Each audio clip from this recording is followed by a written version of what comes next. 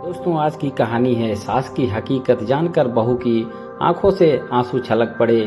रसोई से निपटकर कमरे में आकर पति के बगल में बैठते हुए रजनी ने यह बात अपने पति को बताना जरूरी समझा, लेकिन रजनी की बात सुन उसका पति रूपेश तनिक हैरान हुआ। मैं कुछ समझा नहीं माँ जी, इधर हफ्ते भर से हर रोज अपनी थाली में से रखी 4 रोटियों में से 2 रोटी निकालकर अलग कर देती हैं। तुम कहना क्या चाहती हो? घर के डस्टबिन में घर के लोग रोटियों को फेंका हुआ देख लेंगे सोचकर आंचल में समेट माँ जी सोसाइटी के गेट की ओर चली जाती हैं। मतलब तुम कहना चाहती हो कि माँ को घर के भोजन की कद्र नहीं है? मैंने ऐसा कुछ नहीं कहा, लेकिन आजकल माँ जी सिर्फ 2 रोटियां ही खाती हैं। उनकी सेहत खराब होने की चिंता लगी रहती है मुझे, इसीलिए मैंने यह बात आपको बता दी बस। यह कहते हुए रजनी कमरे से निकलकर वापस रसोई की ओर चली गई, लेकिन पत्नी की बात सुनकर रुपेश सोच में पड़ गया कि आखिर माँ ऐसा क्यों कर रही है। रुपेश की माँ शारदा जी बहुत ही सुलझी हुई शांत प्रवृत्ति की महिला थी। रुपेश और उसकी पत्नी रजनी शारदा जी का पूरा ख्याल रखते थे, इसीलिए बहू या बेटे से नाराज होने का कोई सवाल ही नहीं उठता था। खैर, रुपेश ने अपनी माँ के मन की बात जानने की ठान ली। उस दिन रविवार होने की वजह से रुपेश के दफ्तर की छुट्टी थी, इसीलिए वह घर पर ही था। नियत वक्त पर रुपेश की माँ शारदा जी स्नान ध्यान कर भोजन के लिए बैठी थी, लेकिन रुपेश की निगाहें अपनी माँ पर ही टिकी रही। आज भी शारदा जी ने थाली में पड़ी 4 रोटियों में से 2 रोटी थोड़ी सब्जी के साथ निकालकर अलग रख ली और बाकी की 2 रोटियों को बड़े प्रेम से खा लिया। और भोजन के तुरंत बाद थोड़ी देर बाद बाहर टहल कर आती हूँ कहकर शारदा जी उन 2 रोटियों को अपने आंचल में समेटकर घर के मुख्य द्वार से बाहर निकल गई। शारदा जी के घर से निकलने के थोड़ी देर बाद जिज्ञासावश रुपेश भी अपनी माँ के पीछे हो लिया।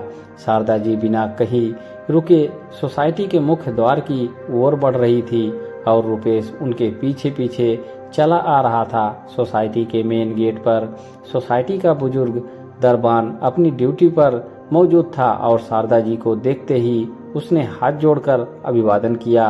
शारदा जी ने अपने आंचल में रखी 2 रोटियां उस दरबान की ओर बढ़ा दिया और सोसाइटी के मेन गेट से बाहर टहलने निकल गई। दरबान ने रोटियों को ऐसे ग्रहण किया मानो वह 2 रोटियां सिर्फ रोटियां नहीं, जैसे भगवान का प्रसाद हो। लेकिन रुपेश पर नजर पड़ते ही दरबान कृतज्ञ भाव से बोल उठा, साहब, माता जी तो मैं रोज प्रणाम कर लेता हूँ, लेकिन मैडम को आप मेरी तरफ से धन्यवाद कह दीजिएगा। किस बात के लिए? उस बुजुर्ग दरबान की बात सुनकर रुपेश को हैरानी हुई, लेकिन वह बुजुर्ग दरबान रुपेश को बताने लगा, एक दिन मैं चक्कर खाकर माता जी के सामने ही यहाँ गिर गया था। आपको कहीं चोट तो नहीं आई? आपकी तबीयत तो ठीक है ना? रुपेश को दरबान के प्रति फिक्र हुई, लेकिन दरबान मुस्कुराते हुए आगे बताने लगा, नहीं साहब, अब मैं ठीक हूँ।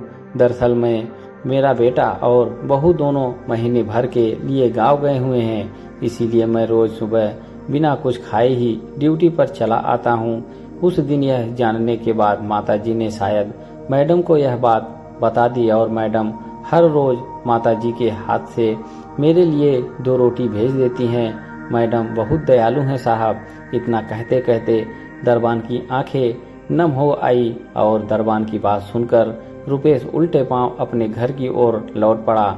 घर पहुंचकर रुपेश ने रजनी को अपने पास बुलाकर सारी बात बताई। तभी दरवाजे पर हल्की दस्तक सी हुई। शारदा जी बाहर से टहलकर घर वापस आ चुकी थी। माँ जी, आप हफ्ते भर से रोज सिर्फ 2 रोटियां खा रही हैं, लेकिन आपने मुझे कभी बताया कि आप ऐसा क्यों कर रही हैं? क्या मैं इतनी पराई हूँ? रजनी की आंखें भर आई, लेकिन शारदा जी ने आगे बढ़कर बहू को बाहों में भर लिया। नहीं बहू, ऐसी कोई बात नहीं है। तुम मेरी इतनी सेवा करती हो कि तुम पर और अधिक बोझ डालना मुझे अच्छा नहीं लगता, इसीलिए। नहीं माँ जी, यह बोझ नहीं, पुण्य का काम है। मैं कल से 2 रोटी ज़्यादा बनाकर अलग से पैक कर दिया करूँगी ताकि आप भरपेट भोजन कर तन से और दूसरों के प्रति दया भाव रखकर मन से सेहतमंद रहें। अपनी मां की संतुष्टि और अपनी पत्नी की समझदारी देख रूपेश का हृदय